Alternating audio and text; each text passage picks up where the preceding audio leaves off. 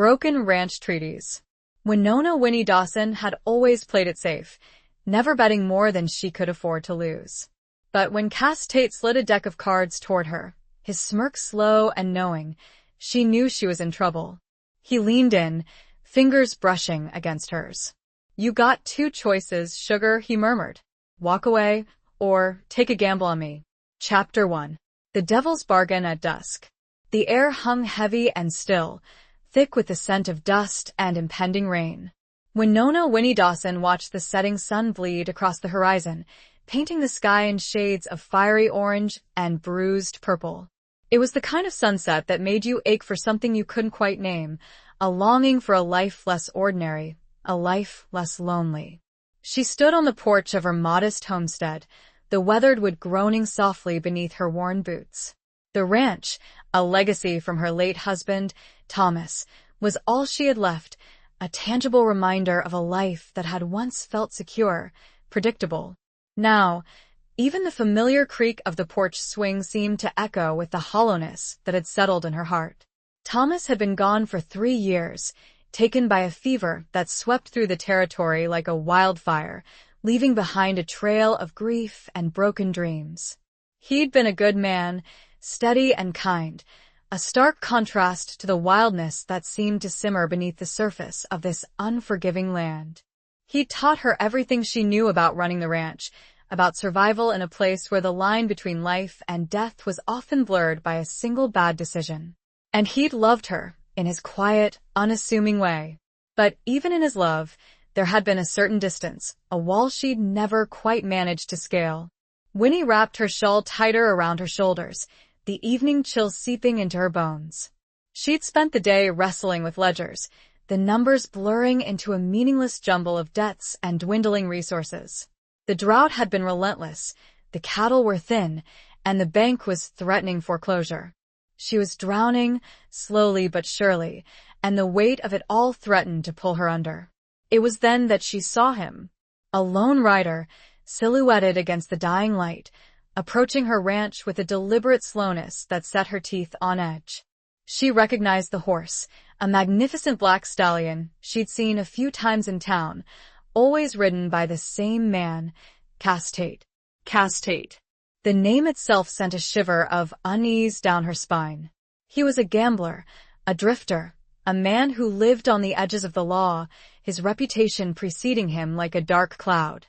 He was known for his charm, his quick wit, and his uncanny ability to win, whether it was at cards, horses, or other things. He was also known for his ruthlessness, for the trail of broken hearts and empty pockets he left in his wake. Winnie had managed to avoid him, mostly. She'd seen him at the saloon, heard the whispers about him in the general store, but she'd always kept her distance.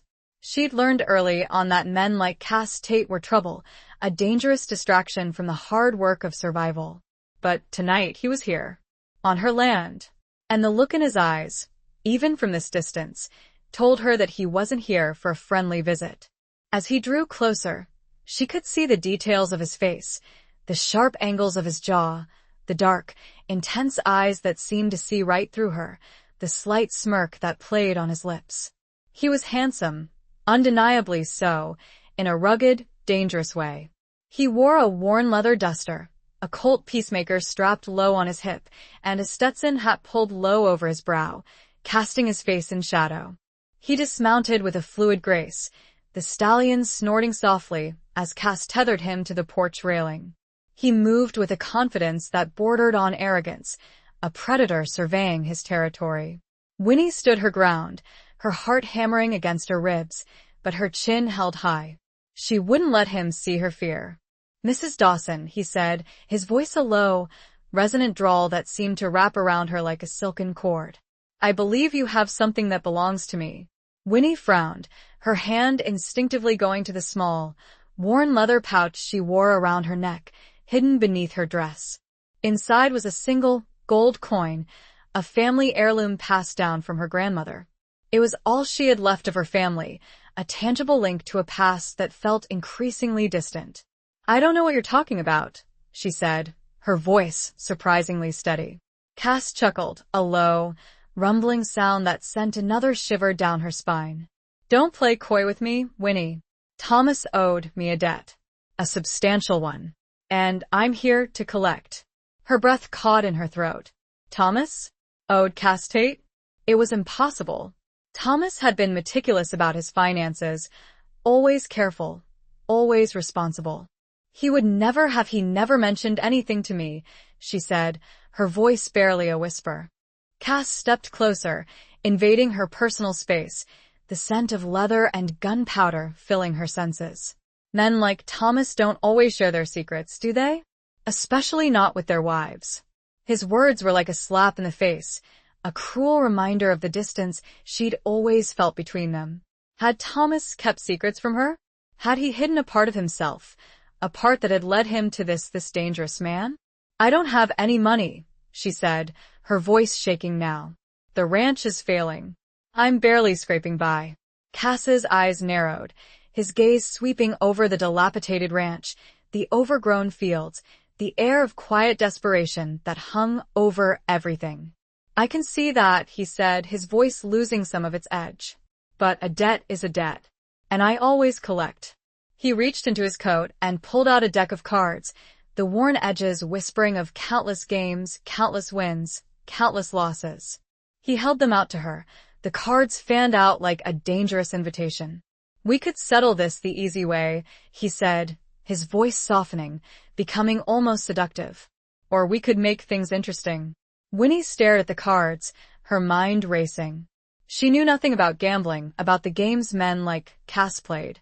She was out of her depth, caught in a current that was pulling her towards something dangerous, something unknown. He leaned in, his breath warm against her ear, his fingers brushing against hers as he slid the deck of cards toward her, his smirk slow and knowing. You got two choices, sugar, he murmured. Walk away, or take a gamble on me.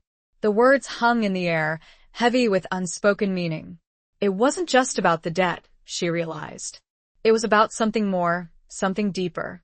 It was about control, about power, about the unspoken desires that simmered beneath the surface of their carefully constructed facades. She looked into his eyes, those dark, mesmerizing eyes that seemed to hold both a promise and a threat. And in that moment, she knew she was lost. She was a moth drawn to a flame, a gambler stepping into a game she didn't understand, with stakes she couldn't possibly comprehend. The rational part of her brain screamed at her to run, to hide, to protect herself. But another part, a part that had been dormant for too long, a part that craved something more than just survival, whispered a different message. Take the chance. Risk it all.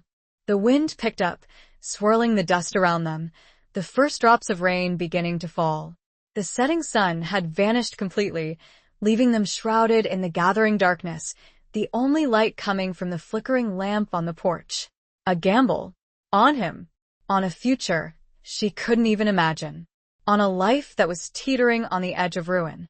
And she will gamble. Chapter 2. Echoes of a life left behind. The rain fell harder now, a steady drumming against the tin roof of the porch, mirroring the relentless pounding in Winnie's chest. She stared at the cards, the faces of kings and queens, jacks and aces, blurring into a meaningless swirl of colors. Her hand trembled as she reached out, her fingers brushing against the cool, slick surface of the cards. She looked up at Cass, his face unreadable in the dim light, his eyes holding a strange mixture of challenge and something else. Something that made her heart flutter in a way it hadn't in years. I don't know how to play, she admitted, her voice barely a whisper above the sound of the rain. Cass smiled, a slow, predatory smile that sent a shiver of both fear and excitement down her spine. I'll teach you, he said, his voice low and husky. It's a simple game, really. All about risk and reward. Just like life. He pulled up a chair, the wood scraping against the porch floor, and gestured for her to sit. She hesitated for a moment, then slowly lowered herself onto the opposite chair, the worn fabric feeling rough against her skin. The small, round table between them suddenly felt like a vast, uncrossable chasm. He shuffled the cards with a practiced ease, his fingers moving with a dexterity that was almost mesmerizing. She watched him, her mind struggling to reconcile the image of this dangerous gambler with the quiet, unassuming man her husband had been. Had she ever really known Thomas? Or had she only seen the surface, the carefully constructed facade he'd presented to the world? The game is called 5-card draw, Cass explained, his voice cutting through her thoughts. We each get 5 cards. We bet, we bluff, we try to outsmart each other. The best hand wins. He dealt the cards, 5 to her, 5 to him. Winnie picked up her hand, her fingers fumbling with the unfamiliar cards. She looked at them, trying to make sense of the jumble of numbers and symbols. It was like a foreign language, a code she couldn't decipher. Now, we bet, Cass said, his eyes fixed on hers. He tossed a silver dollar onto the table, the coin glinting in the lamplight. I'll start. Winnie stared at the coin, her mind reeling. A silver dollar. It was more money than she'd seen in weeks. She had nothing to bet.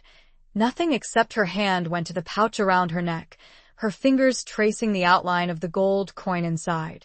It was all she had left of her family, a precious heirloom. Could she risk it? Could she gamble with something so irreplaceable? She looked at Cass, his face a mask of composure, his eyes betraying nothing. He was testing her, pushing her, forcing her to confront the desperation that had been gnawing at her for months. Taking a deep breath, she pulled the pouch from beneath her dress, her fingers trembling as she untied the leather thong. She held the gold coin in her palm, the smooth metal warm against her skin. It was a beautiful coin, intricately engraved with a scene of a soaring eagle, a symbol of freedom and strength. I'll see your dollar, she said, her voice surprisingly steady, and raise you this. She placed the coin on the table, the gold gleaming in stark contrast to the dull silver. Cass's eyes widened slightly, a flicker of surprise crossing his face. He hadn't expected her to be so bold, so reckless. Well, Mrs. Dawson, he said, a hint of admiration in his voice. You do have some fire in you after all. He studied her for a long moment, his gaze intense and unwavering. Then, he reached into his pocket and pulled out a small, leather-bound book. He placed it on the table next to the coins. I'll call your coin, he said, and raise you this.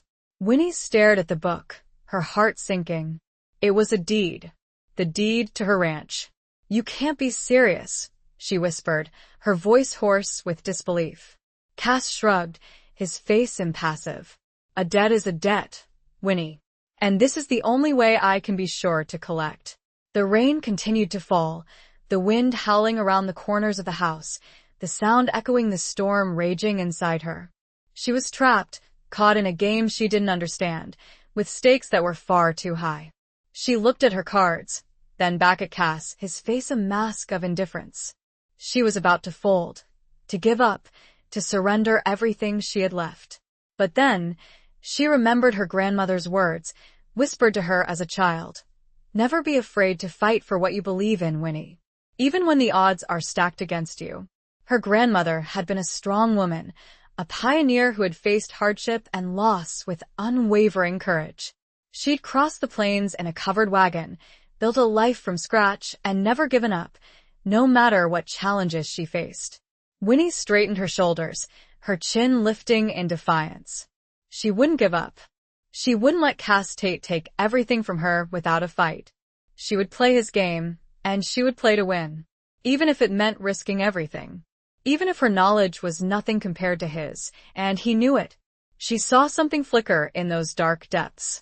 I'll play, she said, her voice stronger now, her eyes meeting his without flinching. And her hand, the hand dealt with a gambler, a man who knew debts and losses like old friends, trembled less than before. Chapter 3. The Weight of Unspoken Promises.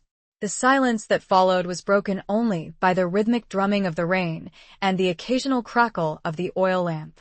Winnie stared at her cards, her mind a whirlwind of confusion and fear. She had no idea what she was doing, how to bluff, how to read Cass's tells, how to even begin to navigate this treacherous game. Cass, however, remained perfectly still, his posture relaxed, his face an unreadable mask. He seemed to be enjoying her discomfort, the subtle play of emotions across her face. He was a predator, toying with his prey, savoring the anticipation of the kill. "You can discard up to 3 cards and draw new ones," he said, his voice a low murmur, breaking the silence. "Unless, of course, you think you have a winning hand already." His words were laced with a subtle mockery, a challenge that she couldn't ignore. She glanced at her cards again, the numbers and suits swimming before her eyes. She had a pair of 7s, a 10, a queen, and a 3. Nothing. Absolutely nothing.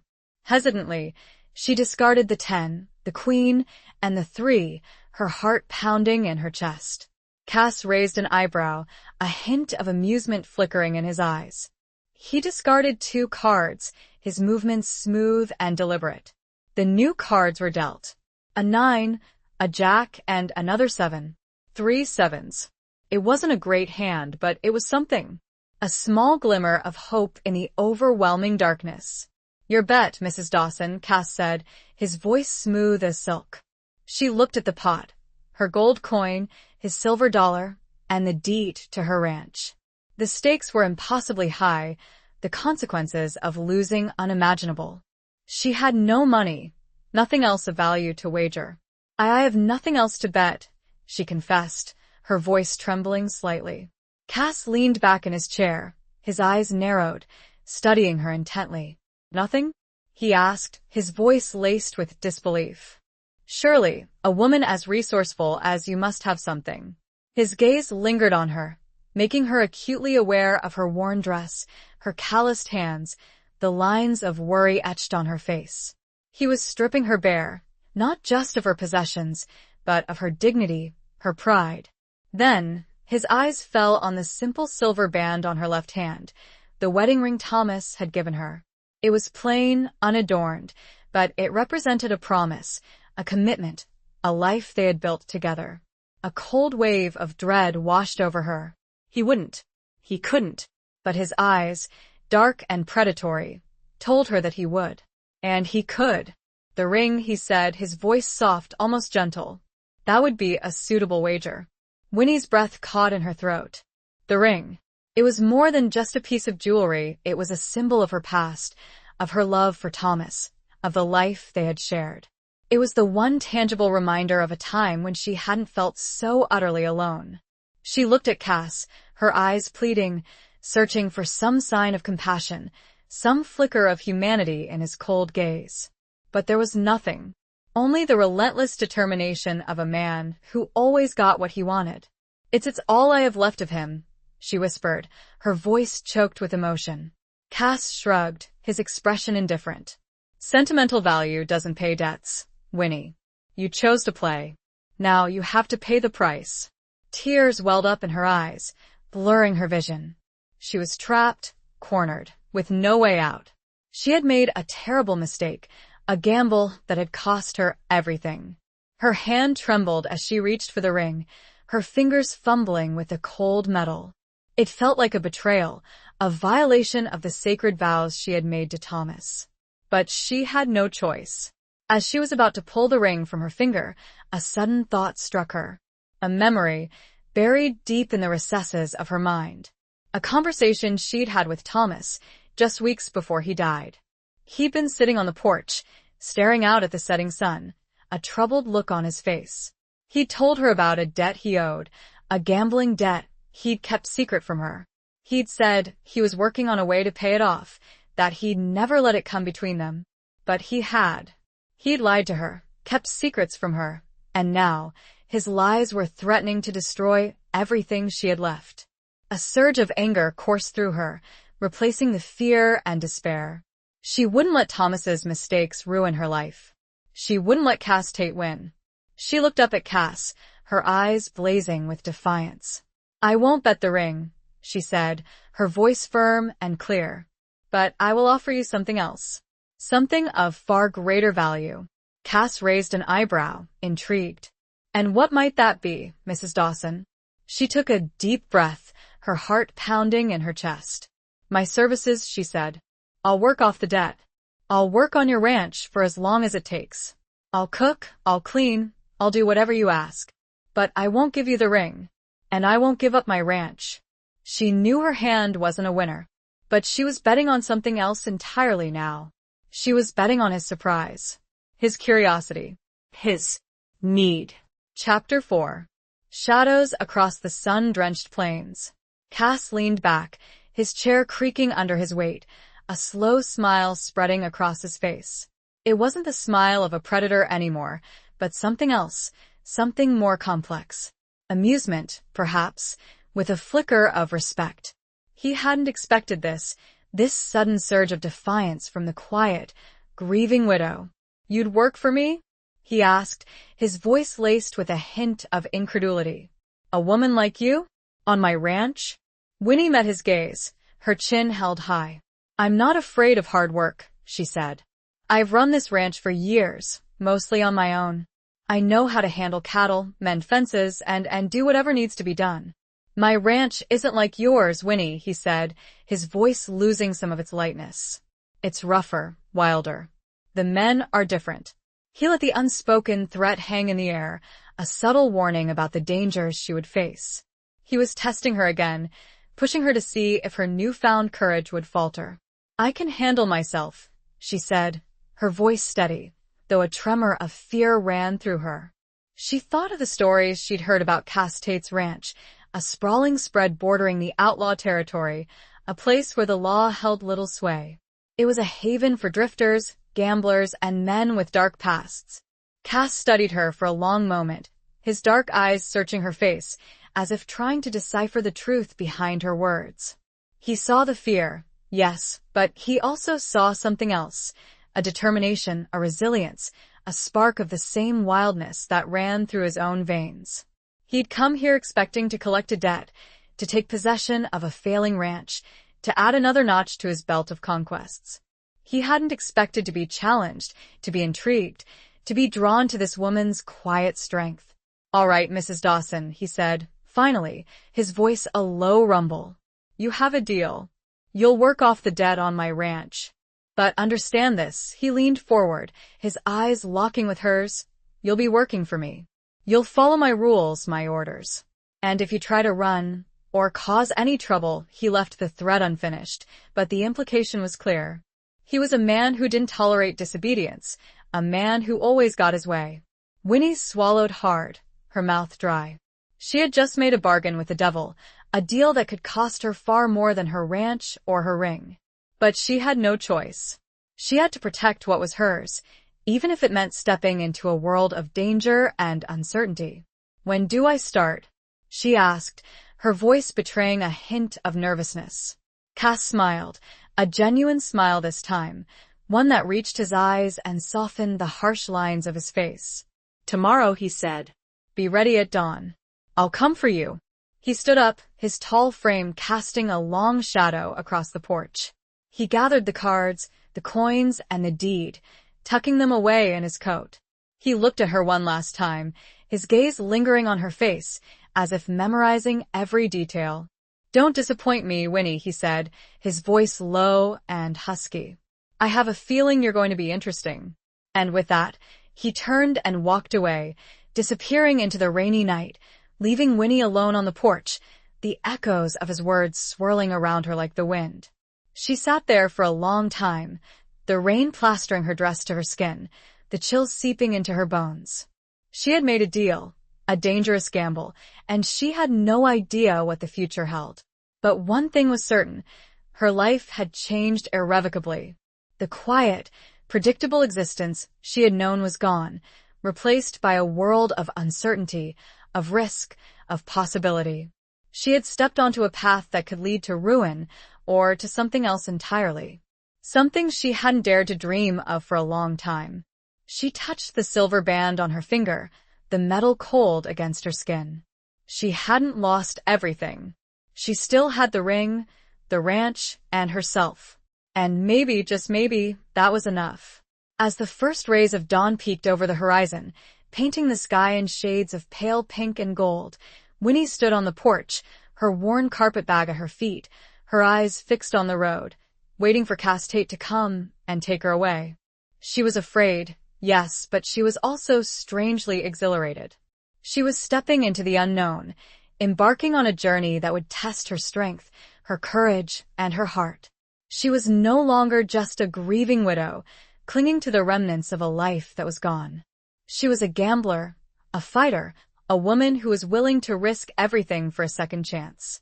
And as the sun began to cast long shadows across the plains, she had a feeling that her greatest challenges and her greatest gambles were yet to come. Chapter 5. A Stranger's Eyes, a Familiar Fear. The ride to Cass's ranch was long and arduous, the landscape stretching out before them like an endless sea of dust and scrub. The sun beat down mercilessly, baking the earth and turning the air into a shimmering haze. Winnie rode beside Cass, her body aching from the unfamiliar jostling of the horse, her mind racing with a mixture of apprehension and a strange, unsettling excitement. Cass remained mostly silent, his eyes scanning the horizon, his posture alert and watchful. He was a man of few words, she realized, a man who kept his thoughts and emotions carefully guarded. He was a stark contrast to Thomas, who had always been so open, so predictable. She stole glances at him, studying his profile, the strong jaw, the hawk-like nose, the dark eyes that seemed to hold 1,000 secrets. He was a handsome man, undeniably so, but there was a hardness about him, a sense of danger that both frightened and intrigued her. She wondered about his past, about the events that had shaped him into the man he was. What had made him so ruthless, so guarded, so compelling? She knew nothing about him, really, except for the rumors and whispers she'd heard in town. And yet, she had entrusted her fate to him, gambled her future on a man she barely knew. The silence between them stretched on, broken only by the rhythmic thud of the horse's hooves and the occasional cry of a hawk circling overhead. Winnie shifted uncomfortably in the saddle, her body stiff and sore. She longed to ask him questions, to break through his stoic facade, but she didn't dare. She was his prisoner, in a way, bound to him by a debt she had no way of repaying except through her labor. As the sun began to dip towards the horizon, casting long shadows across the plains, they finally reached the outskirts of Cass's ranch. It was much larger than hers, sprawling across a vast expanse of land, with rolling hills, a winding creek, and a cluster of buildings nestled in a valley. She saw the main house, a 2-story structure built of sturdy logs, with a wide veranda and smoke curling from the chimney. There were several bunkhouses, a large barn, a corral filled with horses, and various other outbuildings. It was a working ranch, a bustling hub of activity, a far cry from the quiet, almost desolate atmosphere of her own homestead. As they rode closer, she saw men working, mending fences, tending to the cattle, their faces weathered and tanned, their movements purposeful and efficient. They looked up as she and Cass approached, their eyes curious, assessing, some openly hostile. She felt a wave of fear wash over her, a sense of being an outsider, an intruder in this rough, masculine world. She was the only woman, a vulnerable presence in a place where strength and dominance were the currency of survival. Cass dismounted in front of the main house, his movements fluid and graceful. He turned to her, his eyes holding a mixture of challenge and something else. Something that made her heart skip a beat. "Welcome to my home, Winnie," he said, his voice a low rumble. "Or perhaps I should say, your new place of employment." He gestured for her to dismount, and she did so, her legs shaky and stiff.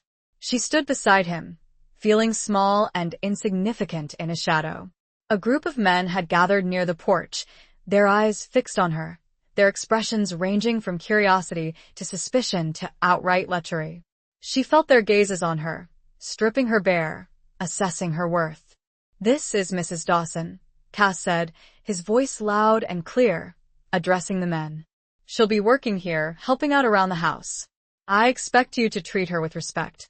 Any man who disrespects her will answer to me." His words were a clear warning, a threat that hung in the air like the scent of gunpowder. The men shifted uneasily, their gazes dropping, their expressions changing from open hostility to grudging acceptance.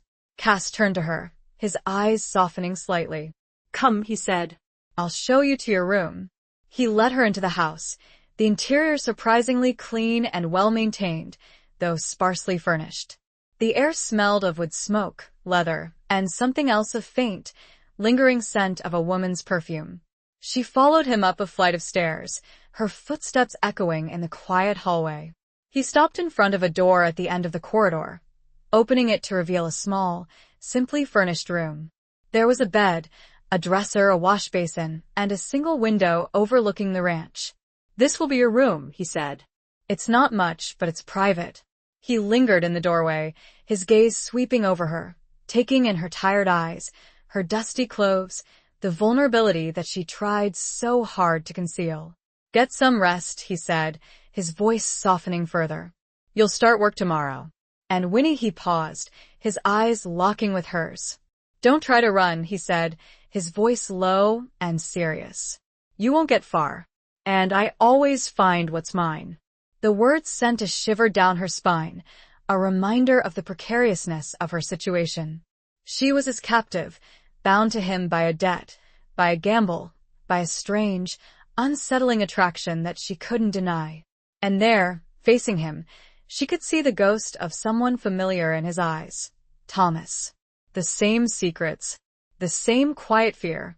But Cass held something more. The promise of something more. Chapter 6. The rustle of cards and whispered threats. The first few days on Cass's ranch were a blur of hard work and watchful eyes. Winnie rose before dawn each morning, the sky still a canvas of deep indigo and fading stars. She cooked breakfast for Cass and the ranch hands, a silent, efficient presence in the bustling kitchen.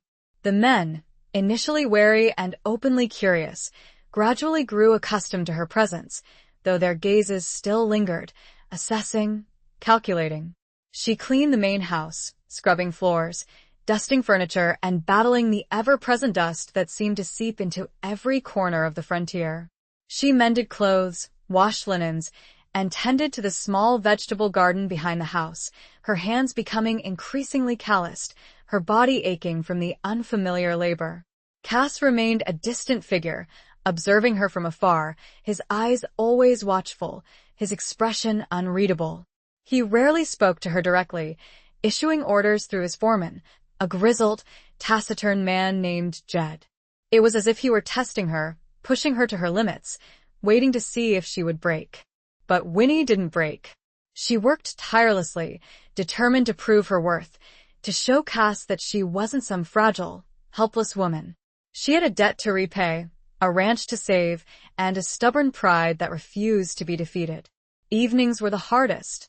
After the men had finished their supper and retreated to the bunkhouses, Winnie would find herself alone in the vast, silent house. The loneliness would creep in, a cold, heavy weight in her chest. She missed her own home, the familiar creak of the porch swing, the quiet solitude of the evenings.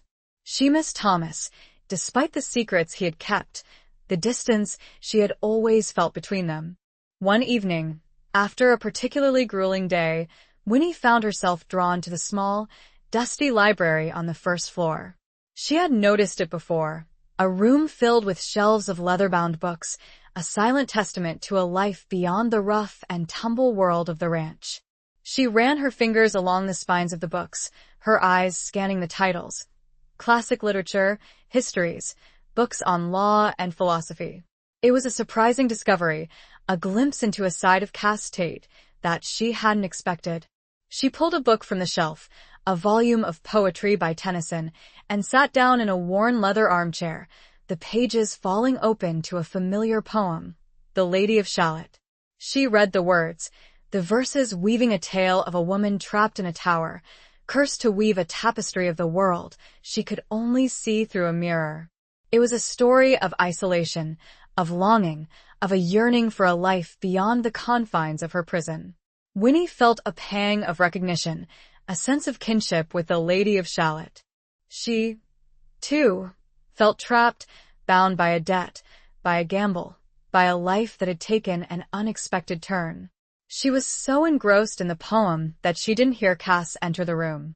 He stood in the doorway, watching her, his expression unreadable in the dim light. "You read poetry?"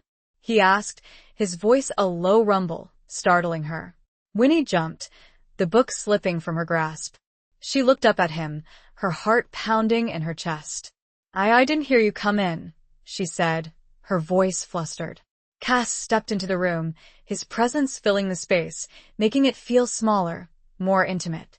He picked up the book, his fingers brushing against hers, sending a shiver down her spine. Tennyson, he said, his eyes scanning the page. A romantic. Not what I expected from a woman who gambles with her wedding ring. His words were a subtle jab, a reminder of her recklessness, of the debt she owed him. I didn't bet the ring, she reminded him, her voice regaining some of its strength. No, he said, his eyes meeting hers. You bet on something far more valuable. The air between them crackled with unspoken tension, a mixture of animosity and a strange, unsettling attraction. He was so close, she could smell the scent of leather and tobacco that clung to him, feel the heat radiating from his body. He closed the book, his gaze lingering on her face. Do you regret your wager, Winnie? He asked, his voice soft, almost gentle. She hesitated, her mind struggling to find the right answer. Did she regret it? She had lost her freedom, her independence, her sense of security. She was at his mercy, a servant in his home, subject to his whims. But she had also gained something. A sense of purpose, a challenge, a glimmer of hope that maybe, just maybe, she could find a way to reclaim her life. No, she said, her voice surprisingly steady. I don't regret it. Cass smiled, a slow, knowing smile that sent a shiver of both fear and excitement down her spine. Good, he said. Because neither do I. He turned to leave, then paused at the doorway, looking back at her. Jed tells me you're a hard worker, he said, and that the men respect you. He stated it more as a confirmation, but Winnie caught the subtle question in his words. They're adjusting, she said, choosing her words carefully. Cass nodded, his expression unreadable. Just be careful, Winnie, he said, his voice low and serious. This isn't your quiet little ranch. There are dangers here, both seen and unseen. He held up the deck of cards, shuffling with his free hand. The subtle sound cut through the quiet. He tossed them casually on the table, the glint in his eye reflecting a much deeper game.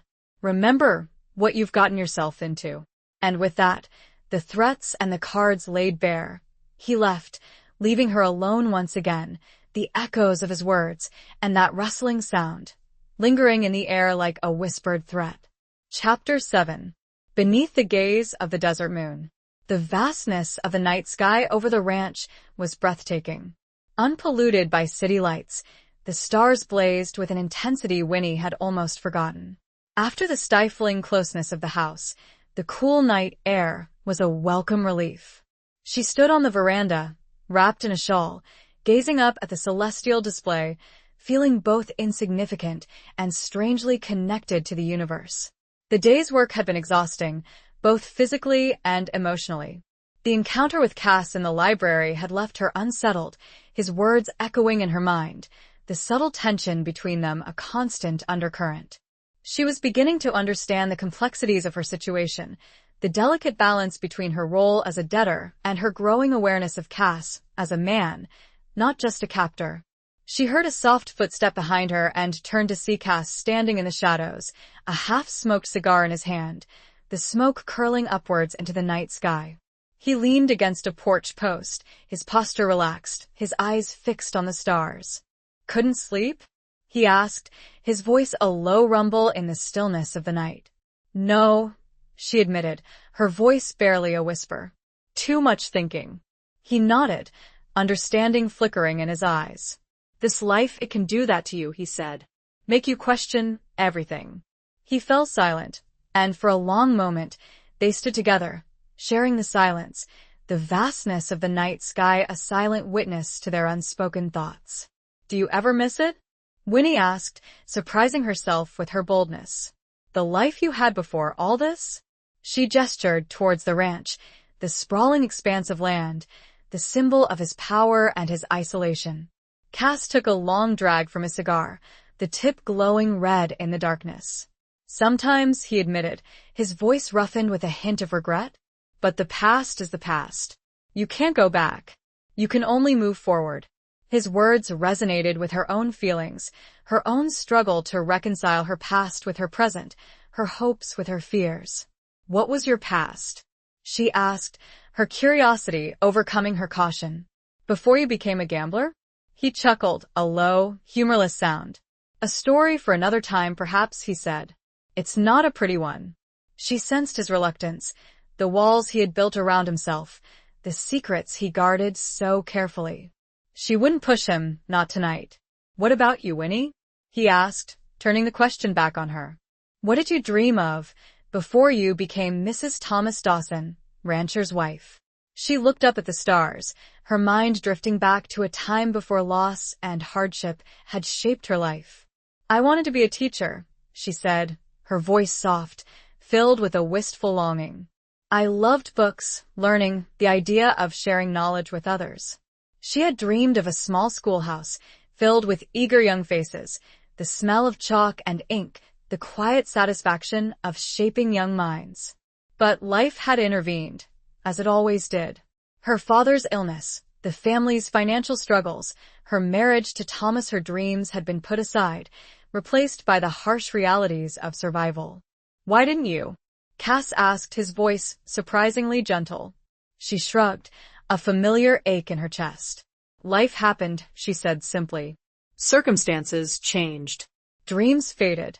He studied her for a long moment, his eyes searching her face, as if trying to understand the woman beneath the surface, the woman who had dared to gamble with her future. It's not too late, he said, his voice low and husky. Dreams don't always fade, Winnie. Sometimes they just change. His words hung in the air, a subtle challenge, a hint of possibility. He was offering her something, she realized, something more than just a way to repay her debt.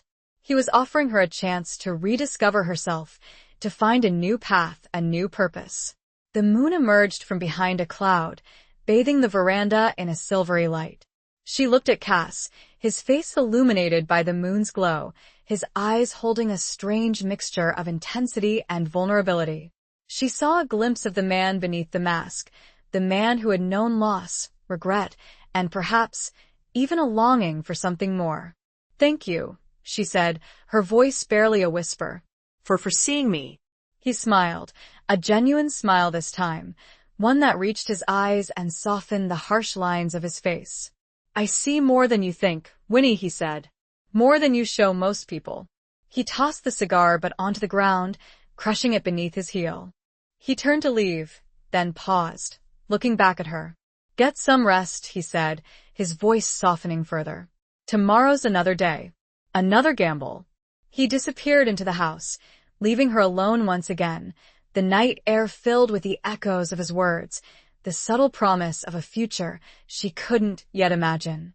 She looked up at the moon, its silvery light illuminating the vast expanse of the desert, and for the first time since arriving at the ranch, she felt a flicker of hope, a sense of possibility, a belief that maybe, just maybe, she could find her way out of the darkness and into the light.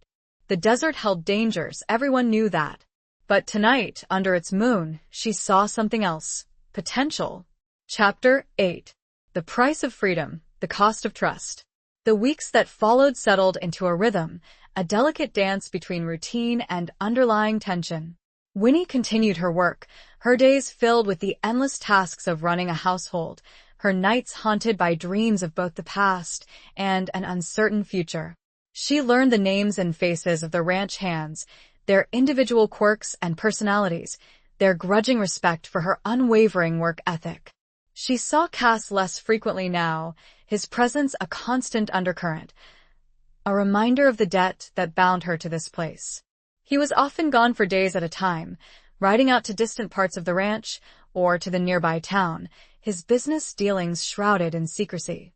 She found herself increasingly drawn to the small library, seeking refuge in the quiet companionship of books, losing herself in stories of other lives, other worlds. She discovered a hidden talent for sketching, spending hours capturing the rugged beauty of the landscape, the play of light and shadow on the faces of the men, the quiet strength of the horses.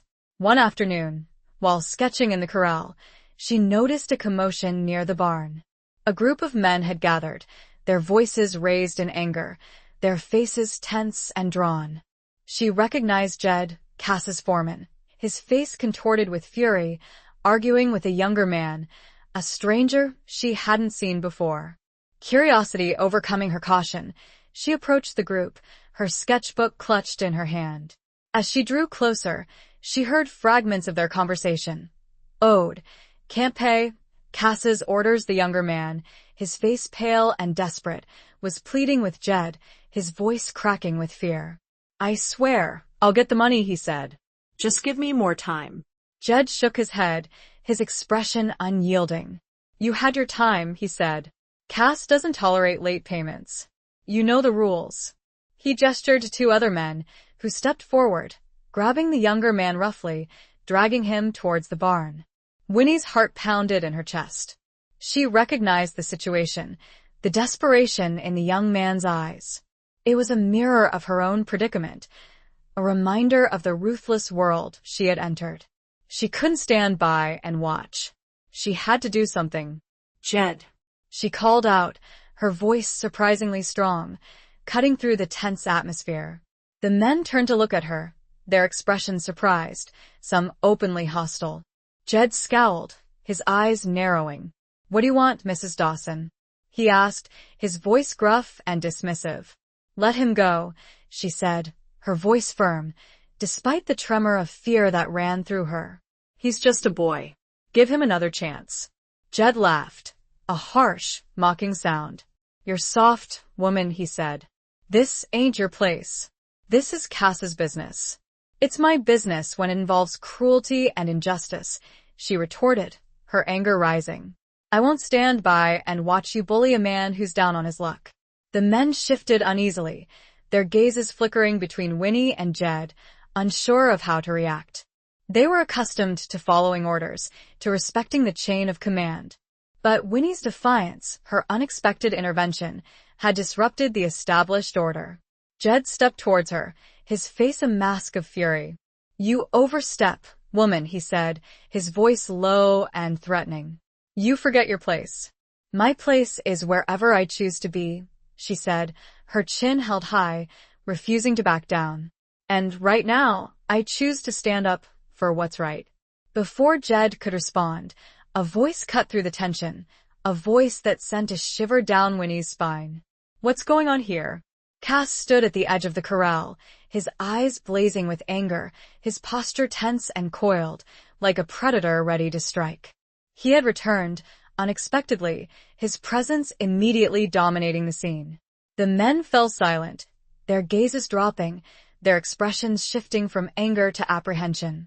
Jed straightened, his face paling slightly. Just a disagreement, Cass, he said, his voice losing some of its gruffness. This man owes you money. He can't pay. Cass's gaze shifted to the young man, his eyes narrowing, assessing. Then his eyes fell on Winnie, his expression unreadable. And Mrs. Dawson intervened, Jed added, a hint of resentment in his voice. Cass looked at Winnie, his eyes holding a strange mixture of anger, surprise, and something else. Something that made her heart flutter in a way it hadn't in years. The silence stretched on, the tension thick and palpable. Winnie held her breath, unsure of what Cass would do, how he would react. She had challenged his authority, defied his rules, interfered in his business. Finally, Cass spoke, his voice low and controlled, but laced with an undercurrent of steel. Release him, he said to Jed. Jed hesitated, his eyes flickering with disbelief. But Cass, I said, release him, Cass repeated, his voice sharper now. And you, Mrs. Dawson, he turned to Winnie, his eyes locking with hers, come with me. He turned and walked towards the house, leaving the stunned men behind. Winnie followed him, her heart pounding in her chest, her mind racing with a mixture of fear and a strange, exhilarating sense of defiance. She had stood up to him, to his men, to his world. And she had won. But at what cost? She had challenged the established order of his ranch, and now she would find out if her gamble would free the young man or tighten the chains around her own life. Chapter 9. Scars of the past, hopes for the future. The walk back to the house was silent, the only sound the crunch of their boots on the gravel path and the distant murmur of the men in the corral. Winnie could feel Cass's anger radiating from him, a palpable force that made her steps falter. She had expected a confrontation, a dressing down, perhaps even a threat. But his silence was more unnerving, more unsettling. He led her not to the library or the kitchen, but to his private office, a room she had never entered before. It was a masculine space, dominated by a large, heavy desk, a gun cabinet, and shelves filled with ledgers and maps. The air smelled of leather, tobacco, and something else of faint, lingering scent of gunpowder. He closed the door behind them, the sound echoing in the quiet room. He turned to face her, his eyes dark and intense, his expression unreadable. Why? He asked, his voice low and controlled, but laced with an undercurrent of barely suppressed anger. Winnie met his gaze, her chin held high, refusing to be intimidated. Because it was wrong, she said, her voice firm. He deserved a chance. Cass studied her for a long moment, his eyes searching her face, as if trying to understand the motives behind her actions. He had seen her courage, her defiance, her unwavering sense of justice. But he also saw something else, a vulnerability, a compassion, a deep-seated empathy that reminded him of himself. "You don't understand," he said, his voice losing some of its harshness. "This world, it's not like yours. There are rules, consequences. You can't just—" He stopped, his voice trailing off, his gaze shifting to the window, his eyes looking out at the vast expanse of the ranch, his mind seemingly miles away. "You can't just save everyone, Winnie," he said, his voice softer now, almost sad. "Sometimes, people make their own choices, their own mistakes, and they have to pay the price." His words resonated with her own experiences, her own losses, her own regrets. She understood the harsh realities of the frontier, the unforgiving nature of life, the consequences of bad decisions. But she also believed in second chances, in compassion, in the possibility of redemption. "Everyone deserves a second chance," she said, her voice filled with conviction. "Even gamblers." His eyes snapped back to hers, a flicker of surprise, of something else, crossing his face. He hadn't expected her to say that, to understand, to forgive. He walked towards the desk, his movements slow and deliberate. He opened a drawer, pulling out a small, worn leather-bound book. It was the deed to her ranch. He held it out to her, his eyes locking with hers. "Take it," he said, his voice low and husky. "It's yours. The debt is paid." Winnie stared at the deed, her heart pounding in her chest. She couldn't believe it. He was releasing her, freeing her from her obligation, from her captivity. "But why?" she asked, her voice barely a whisper. Cass smiled, a sad, almost wistful smile. "Because you reminded me of something I'd forgotten," he said. "Something I thought I'd lost. Hope." He turned away, his shoulders slumping slightly, his posture revealing a vulnerability she hadn't seen before. He walked towards the window, staring out at the ranch, his silhouette framed against the setting sun. "I wasn't always a gambler, Winnie," he said, his voice roughened with emotion. "I had dreams, once. A life I wanted to build. But things happened. I made choices, bad choices. And I lost everything."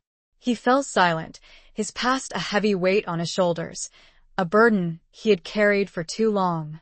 Winnie felt a pang of empathy, a sense of kinship with this man who had seemed so distant, so cold, so untouchable. She understood his pain, his regret, his longing for a life that could have been. She walked towards him, standing beside him at the window, sharing the silence, the vastness of the landscape stretching out before them. "What happened?" she asked, her voice soft, gentle. He hesitated, his eyes clouded with painful memories. Then, he began to speak, his voice low and raw, recounting a story of betrayal, of loss, of a life shattered by violence and greed. He had been a young man, full of hope and ambition, with a loving wife and a promising future. But a land dispute, a corrupt judge, a ruthless rival, it had all been taken from him, leaving him with nothing but a burning desire for revenge. He had become a gambler, a drifter, a man living on the edges of the law, seeking to reclaim what he had lost, to punish those who had wronged him. But in the process, he had lost himself, his soul, his hope.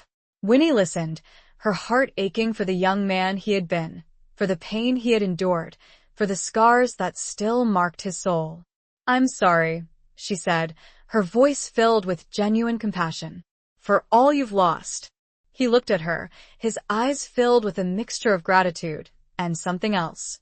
Something that made her heart skip a beat. "You're a good woman, Winnie," he said, his voice husky with emotion. "Don't let this world change you."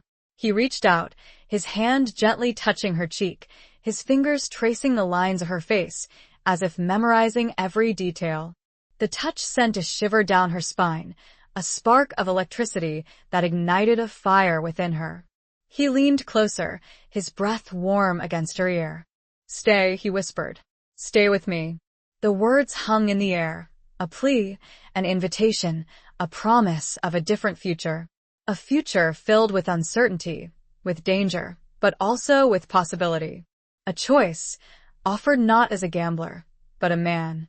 One with scars, looking towards the future, with her. Chapter 10. A dance with danger, a step towards destiny. The invitation hung in the air, heavy with unspoken emotions, with the weight of their shared pasts and uncertain futures. Winnie stared into Cass's eyes, seeing a vulnerability, a longing, that mirrored her own. The harsh lines of his face had softened, the guarded expression replaced by a raw, almost desperate plea. Her heart pounded in her chest, a whirlwind of conflicting emotions swirling within her. Fear, yes, but also a strange, undeniable attraction, a pull towards this man who had both captured and freed her.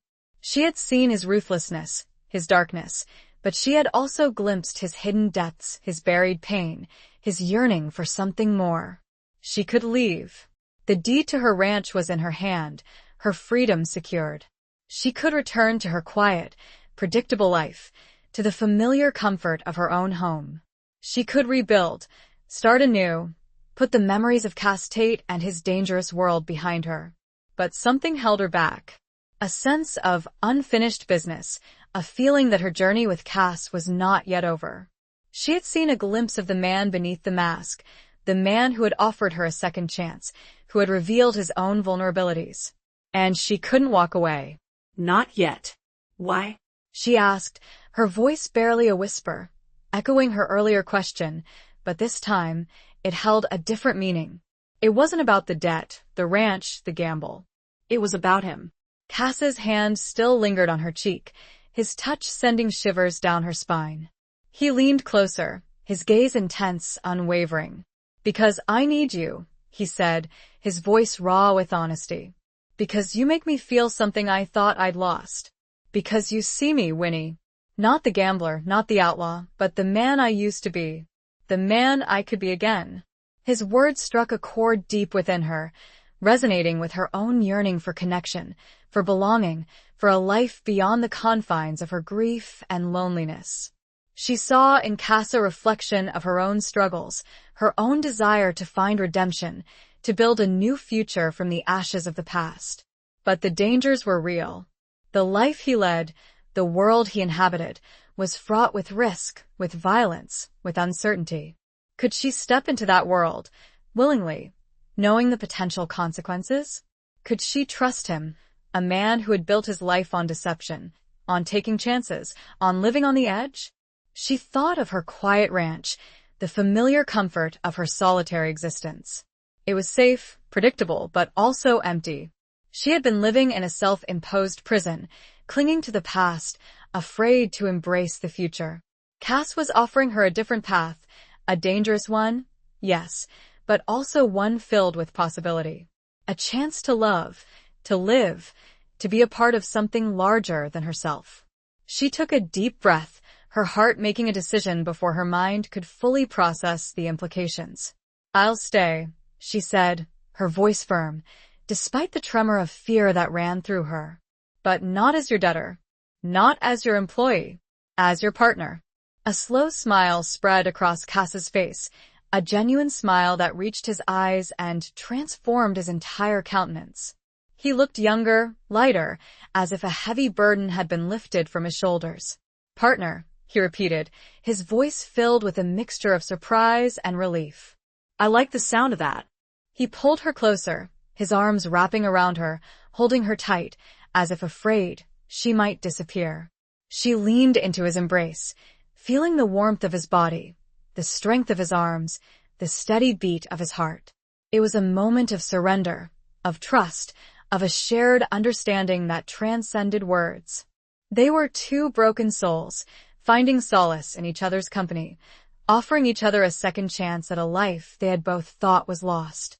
But the moment was shattered by a sudden, sharp knock on the door. Cass released her, his expression instantly hardening, his hand instinctively moving towards the gun at his hip. "Cass?" It was Jed's voice, urgent, strained. "Trouble. Riders coming." Fast. Cass's eyes narrowed, his demeanor shifting from tenderness to alert readiness.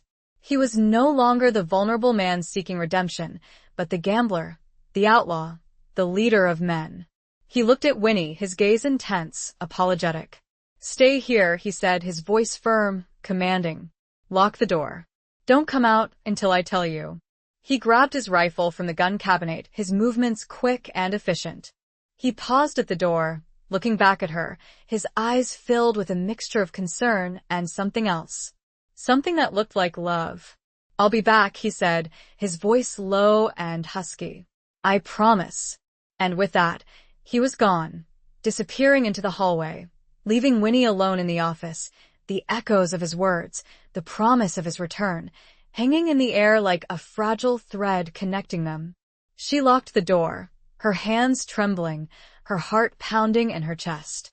She had made her choice, stepped into his world, and now she had to face the consequences. She had chosen to dance with danger, and she had a feeling her destiny was about to come calling, with the thunder of hooves and the smell of gunpowder. Chapter 11. The Unforgiving Heart of the Frontier. The sounds of chaos erupted outside: shouts, gunfire, the panicked whinnying of horses. Winnie pressed her ear against the locked door, her heart hammering against her ribs, trying to decipher the unfolding events. It was impossible to tell who was winning, who was losing, how many riders had come, or what their intentions were. All she knew was that Cass was out there, in the thick of it, fighting for his life, for his ranch, for her. She paced the confines of the office, her mind racing, imagining the worst. She had seen the violence Cass was capable of, the ruthlessness he had displayed in the card game, the cold determination in his eyes. But she had also seen his vulnerability, his hidden pain, his yearning for something more. Which Cass was out there now? The gambler, the outlaw, or the man she was beginning to love? She couldn't stay trapped in the office, a helpless bystander. She had made a choice, a commitment, and she wouldn't hide in fear while Cass and his men risked their lives. She was his partner, she had declared, and she would act like one. She scanned the room, her eyes searching for something, anything, she could use as a weapon. The gun cabinet was locked, of course, but her gaze fell on a heavy iron poker leaning against the fireplace. It wasn't much, but it was better than nothing. She grabbed the poker, its weight surprisingly comforting in her hand. She took a deep breath, steeling her nerves, preparing herself for whatever awaited her outside. She had faced hardship before, survived loss and grief, and she would survive this, too. She unlocked the door, her hand trembling slightly, and cautiously peered out into the hallway. It was empty, the sounds of the fighting coming from the front of the house. She crept along the corridor, her senses on high alert, listening for any sign of danger. As she approached the front door, she heard a crash, followed by a man's agonized cry.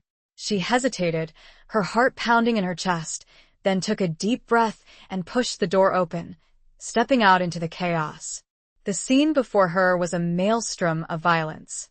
Men were fighting, guns blazing, fists flying, the air filled with the acrid smell of gunpowder and the screams of the wounded.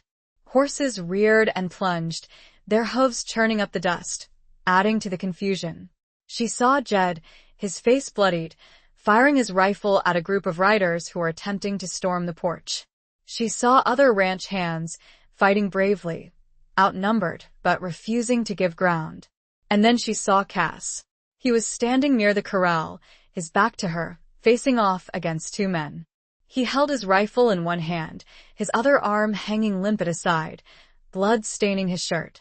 He was wounded, but he fought on, his movements still quick and deadly, his eyes blazing with a fierce determination. One of the men lunged at him, a knife glinting in his hand. Cass sidestepped the attack, firing his rifle, the shot hitting the man square in the chest. He crumpled to the ground, the knife falling from his lifeless hand. But the other man was still standing, a cruel smile on his face, raising his gun to take aim at Cass's back. Winnie didn't hesitate. She ran towards Cass, screaming his name, the poker raised high above her head. Cass. Behind you! He turned, his eyes widening in surprise as he saw her, as he saw the man aiming at him. He raised his rifle, but he was too late. Winnie swung the poker with all her might, hitting the man on the side of the head, just as he pulled the trigger. The shot went wild, missing Cass by inches. The man staggered, his eyes rolling back in his head, and collapsed to the ground, unconscious. Winnie stood there, panting, the poker still clutched in her hand, her body trembling with adrenaline. She had saved Cass's life. She had stepped into the heart of the battle, risked her own life, and won. Cass stared at her, his expression a mixture of shock, gratitude, and something else. Something that looked like awe. He lowered his rifle, his wounded arm throbbing, his gaze sweeping over her, taking in her disheveled appearance, her blood-stained dress, the fierce determination in her eyes. "You saved my life," he said, his voice hoarse with emotion. She nodded, her voice caught in her throat. She couldn't speak, the reality of what she had just done crashing down on her. The fighting seemed to be dying down, the remaining riders retreating, fleeing into the surrounding hills. Jed and the other ranch hands, battered and bruised but alive, gathered around Cass and Winnie, their expressions a mixture of relief and admiration. "You all right, Cass?" Jed asked, his voice gruff with concern. Cass nodded, his gaze still fixed on Winnie. "I am now," he said, his voice soft, almost tender. He reached out, his good hand gently touching her cheek, his fingers tracing the line of her jaw. "You're incredible, Winnie," he said. "Absolutely incredible." The words, the touch, the look in his eyes, sent a wave of warmth through her, melting the fear and adrenaline, replacing it with a feeling she hadn't experienced in years. A feeling of belonging, of purpose, of love. She had stepped into his world, faced the dangers, and emerged stronger, braver, more alive than she had ever been. She had found her place, not as a debtor, not as an employee, but as a partner, a protector, a woman who had found her strength in the unforgiving heart of the frontier. And she knew, with a certainty that settled deep in her bones, that this was just the beginning of their story. It was a harsh land that demanded sacrifice. And they were both ready to make them for each other. Chapter 12. Between the Law and the Lawless. The aftermath of the attack was a blur of activity. Winnie, despite her lack of medical training, found herself tending to the wounded, her hands surprisingly steady as she cleaned and bandaged cuts, splinted broken bones, and offered comfort to the injured men.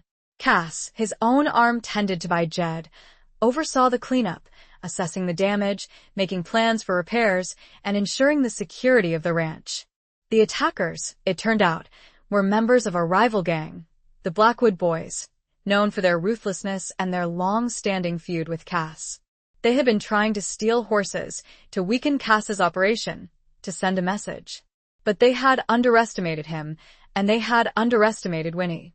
The days that followed were filled with a quiet tension, a sense of unease that hung over the ranch like a dark cloud.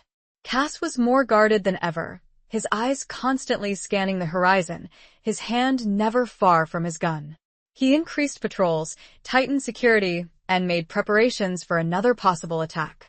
Winnie, despite her newfound courage, couldn't shake the feeling of vulnerability, The awareness that she was living in a world where violence was a constant threat, where life was fragile and unpredictable. She had saved Cass's life, but she had also taken a life, albeit indirectly. The memory of the man she had struck with the poker, the look in his eyes as he fell, haunted her dreams. One evening, as she was sitting on the veranda, watching the sunset paint the sky in shades of fiery orange and deep purple, Cass joined her, his presence a comforting weight beside her. He had been distant since the attack, preoccupied with the security of the ranch, his thoughts seemingly miles away. "They'll be back," he said, his voice low and grim, breaking the silence. Winnie nodded, her heart heavy with apprehension. She knew he was right. The Blackwood boys wouldn't let the failed raid go unpunished. They would seek revenge. "What will you do?" she asked, her voice barely a whisper. Cass looked at her, his eyes dark and intense, his expression unreadable. "Whatever it takes," he said, "to protect what's mine." His words, though spoken softly, held a steely determination, a promise of violence that sent a shiver down her spine.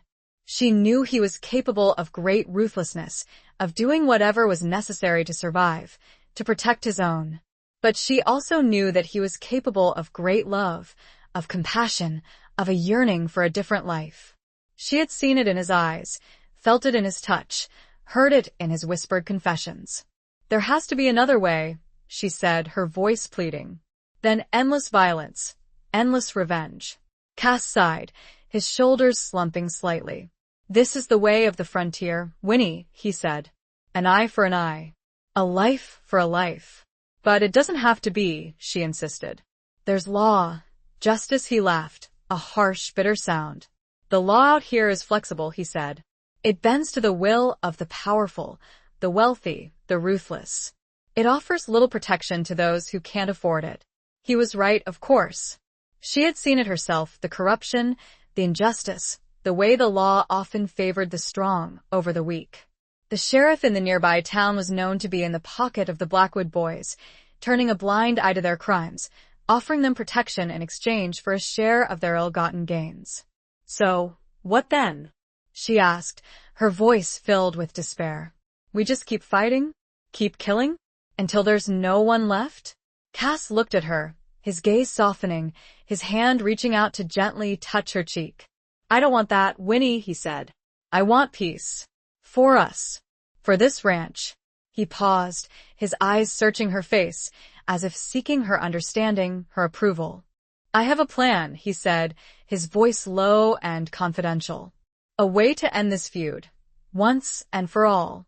But it's risky. Dangerous." He hesitated, unsure of whether to share his plan with her, to involve her in his dangerous world. But he had made her his partner, he had trusted her with his life, and he needed her now, more than ever. He told her his plan, a daring scheme to infiltrate the Blackwood boys' hideout, to expose their crimes, to bring them to justice, not through the corrupt local law, but through a higher authority, a federal marshal known for his integrity and his unwavering commitment to the law. It was a gamble, a high-stakes game with the potential for great reward, but also for devastating consequences. If he failed, he would likely be killed, and Winnie, she would be left alone, vulnerable, at the mercy of his enemies. "It's too dangerous," she said, her voice filled with fear. "You can't do this." Cass smiled, a sad, almost wistful smile. "I have to," he said. "It's the only way. To protect you. To protect our future." He leaned closer, his breath warm against her ear. "I need your help, Winnie," he whispered. "I can't do this alone." She stared into his eyes, seeing the determination, the desperation, but also the love, the hope for a better future. She had come to this ranch a debtor, a prisoner, but she had found something she hadn't expected, a connection, a purpose, a love that transcended the harsh realities of the frontier. She knew the risks, the dangers, but she also knew that she couldn't stand by and watch him face them alone. She was his partner, his equal, and she would stand by his side, no matter the cost. She took a deep breath, her heart pounding in her chest, and nodded. "I'm with you," she said, her voice firm, resolute. "Always." The line between law and lawless was thin. But their partnership. That was unbreakable. Chapter 13. When the past catches fire. The preparations for Cass's plan consumed them, a whirlwind of activity that pushed aside fear and doubt, replacing them with a focused determination. They studied maps, gathered information, and made contacts with informants who could provide details about the Blackwood Boys' operations and their hideout. Winnie, despite her initial apprehension, found herself drawn into the planning, her sharp mind and keen observations proving invaluable. She had a knack for detail, for noticing things that others missed, for piecing together seemingly unrelated fragments of information to form a coherent picture. She also discovered a hidden talent for disguise, transforming herself from a quiet, unassuming ranch woman into a variety of characters: a barmaid, a traveling saleswoman, even a young man. She used these disguises to gather information, to eavesdrop on conversations, to get closer to the Blackwood Boys' inner circle without arousing suspicion. Cass, impressed by her resourcefulness and her courage, relied on her increasingly, treating her not just as a partner, but as an equal. He valued her opinions, listened to her concerns, and trusted her judgment. The bond between them deepened, strengthened by the shared danger, the shared purpose, the growing realization that they were fighting not just for survival, but for a future together. They found moments of peace amidst the chaos, stealing quiet moments together, sharing whispered conversations, finding solace in each other's arms.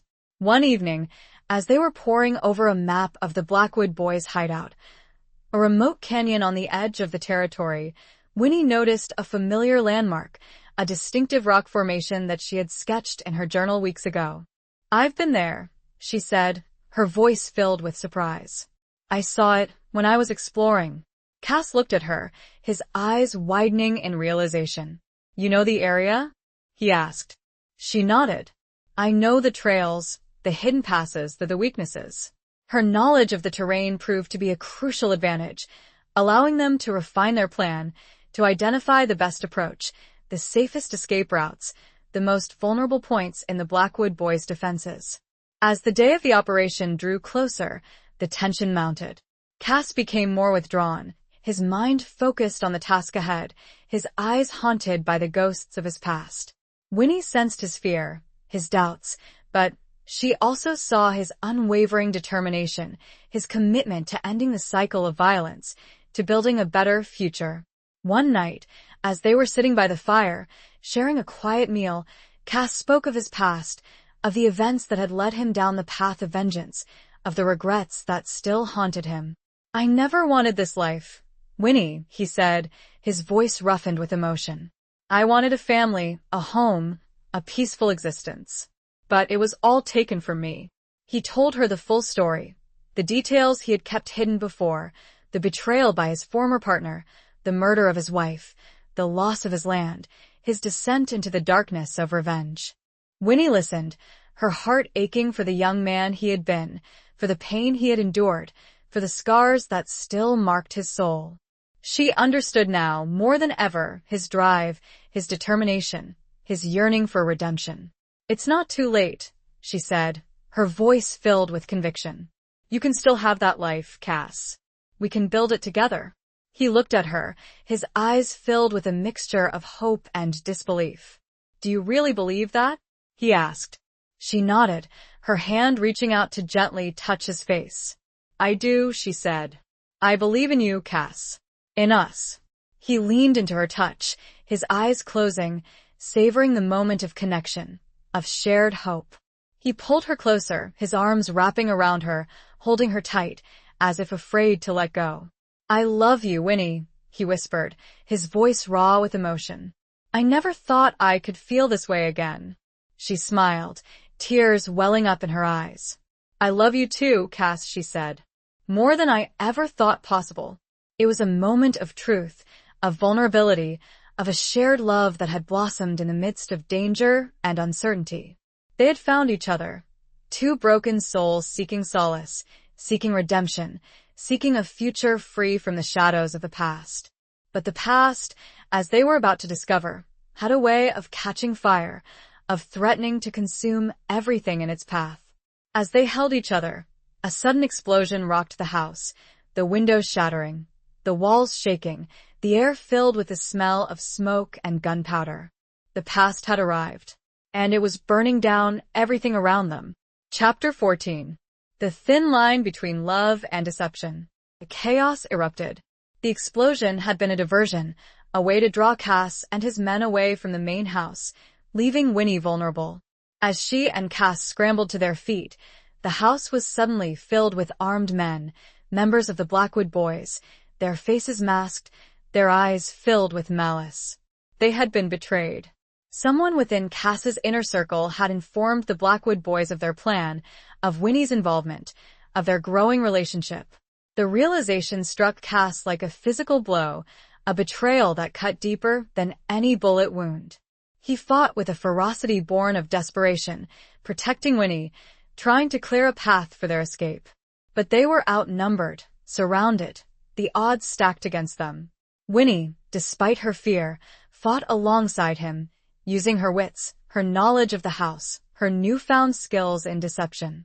She managed to knock out one of the attackers with a well-aimed blow from a heavy candlestick, and she used the confusion to create a diversion, allowing Cass to gain a momentary advantage.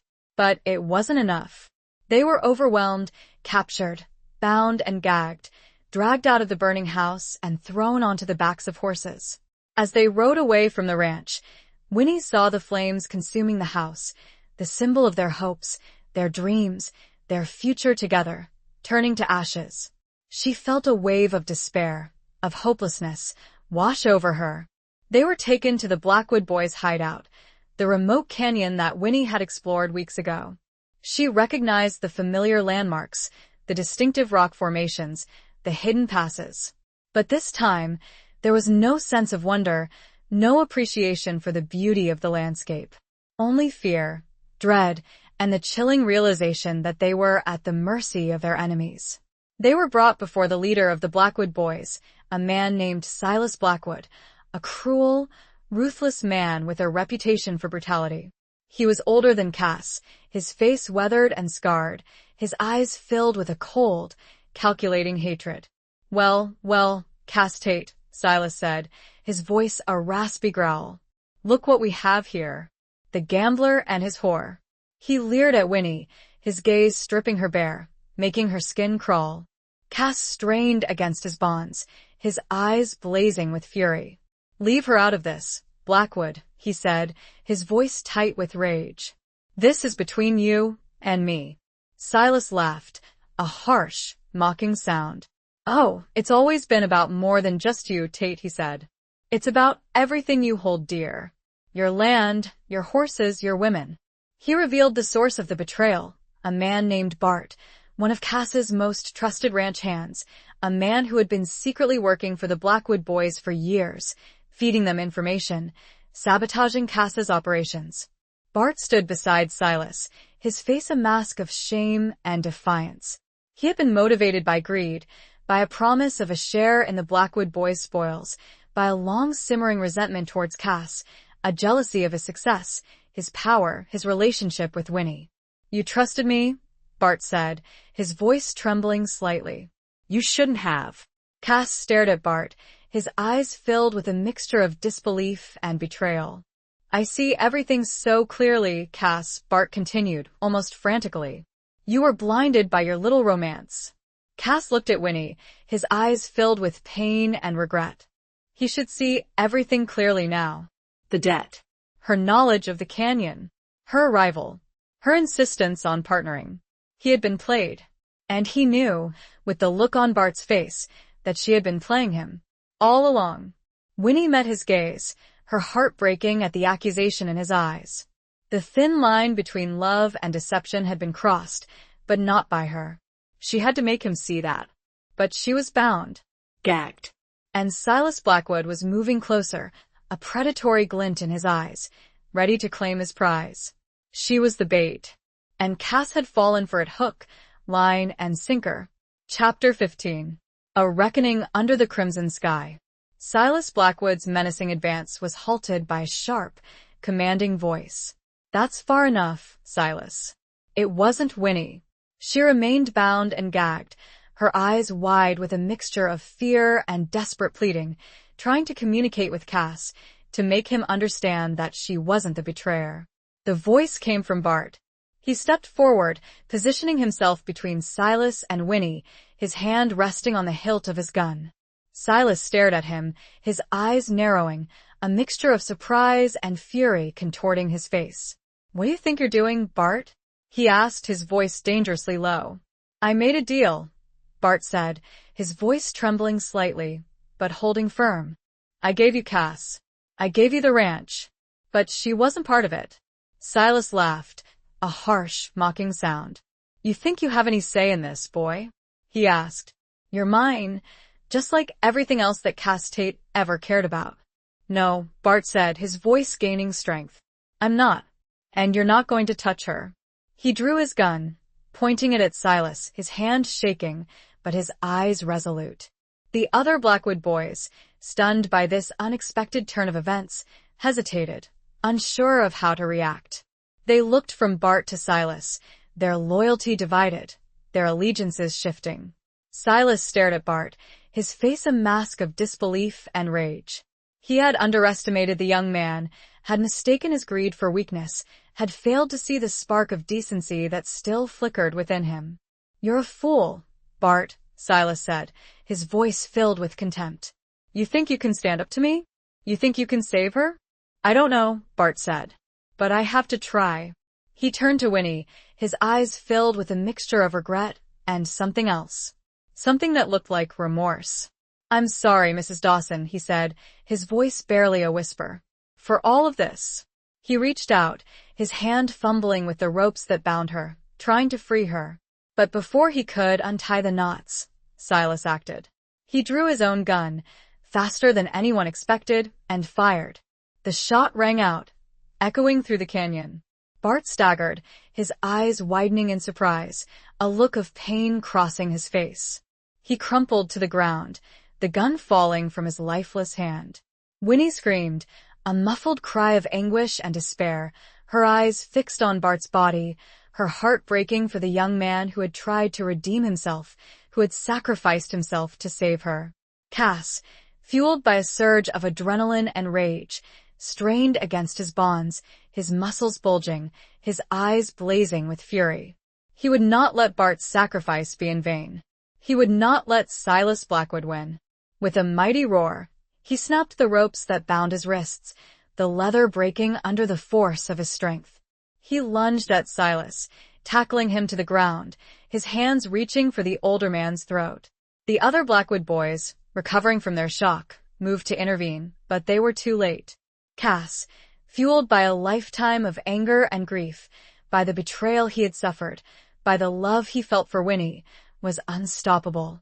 He wrestled Silas to the ground, his hands tightening around his throat, choking the life out of him. Silas struggled, his face turning purple, his eyes bulging, his hands clawing at Cass's face, but it was no use. Cass held on, his grip unrelenting, until Silas's struggles ceased, until his body went limp, until the life had drained from his eyes. The canyon fell silent, the only sound the ragged breathing of Cass and the muffled sobs of Winnie. The remaining Blackwood boys, their leader dead, their morale shattered, scattered, fleeing into the surrounding hills, disappearing into the shadows. Cass stood up, his body trembling, his hands stained with blood, his eyes filled with a mixture of triumph and emptiness. He had won. He had avenged Bart's death. He had stopped Silas Blackwood, but at what cost? He looked at Winnie, still bound and gagged, her eyes filled with tears, with fear, with something else. Something that looked like relief. And maybe, just maybe, understanding. He knelt beside her, his hands gently untying the ropes that bound her, freeing her from her captivity. He removed the gag, his fingers brushing against her lips, his touch tender, apologetic. "Winnie," he said, his voice hoarse with emotion. "Are you all right?" She nodded. She couldn't speak, the words trapped by the overwhelming emotions that surged through her. She had been so close to death, had witnessed so much violence, had seen the man she loved become a killer. He pulled her into his arms, holding her tight, burying his face in her hair, breathing in her scent, finding solace in her presence. "I thought," he began, his voice choked with emotion, "I thought you had betrayed me." She shook her head, her tears falling onto his shoulder. "Never," she whispered, her voice raspy. "I would never betray you, Cass." He held her tighter, his body trembling with the force of his emotions. He had been so wrong, so blinded by his past, by his mistrust, by his fear of vulnerability. He had almost lost her, had almost destroyed the one thing that had given him hope, a reason to live, a reason to fight for a better future. The setting sun had painted the sky crimson, a stark backdrop to the violence. But it also shone on them. Together. Reunited. Chapter 16. The Ghosts of Yesterday's Choices. The journey back to the ranch was somber and silent. The charred remains of the main house stood as a stark reminder of the destruction, the betrayal, and the near-fatal misunderstanding that had almost shattered their lives. The ranch hands, though relieved to see Cass and Winnie alive, were subdued, their faces etched with grief and uncertainty. Bart's body had been brought back, wrapped in a blanket, a testament to the tragic cost of loyalty and redemption. Winnie, though physically unharmed, carried the weight of the trauma, the images of violence, the near loss of Cass, the accusing look in his eyes before Bart's intervention, replaying in her mind. She had proven her loyalty, her love, but the scars of the experience ran deep. Cass, burdened by guilt and regret, withdrew into himself, his silence a heavy presence that filled the void left by the destroyed house. He had killed Silas Blackwood, avenged his past wrongs, but the victory felt hollow, tainted by the near loss of Winnie, by the realization that he had almost destroyed the one thing that truly mattered to him. They set up a temporary camp amidst the ruins, the ranch hands working tirelessly to clear debris, to salvage what they could, to begin the long process of rebuilding. Winnie, despite her exhaustion, helped where she could, tending to the remaining injured, organizing supplies, offering comfort and support to the grieving men. The first few nights were sleepless, haunted by nightmares, by the echoes of gunfire, by the specter of Silas Blackwood. Cass and Winnie, though sharing the same makeshift bed, felt miles apart, a chasm of unspoken emotions separating them. One night, unable to find solace in sleep, Winnie rose and walked out into the cool night air.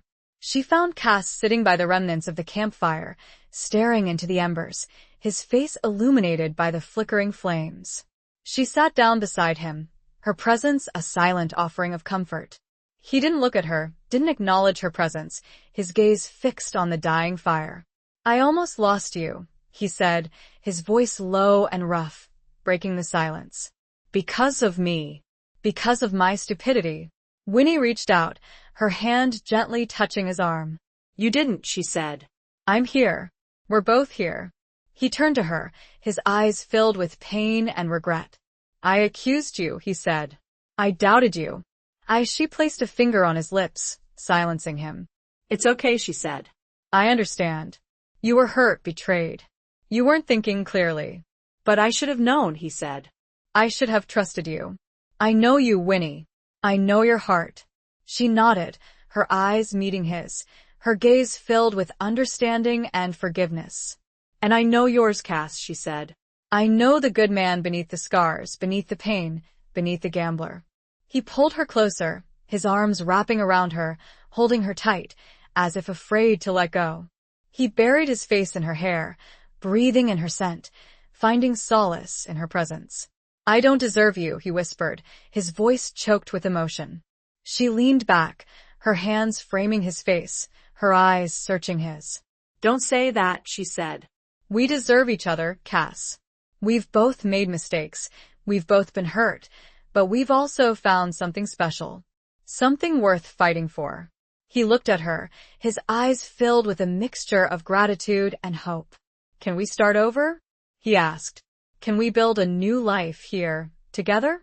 A life free from the ghosts of the past?"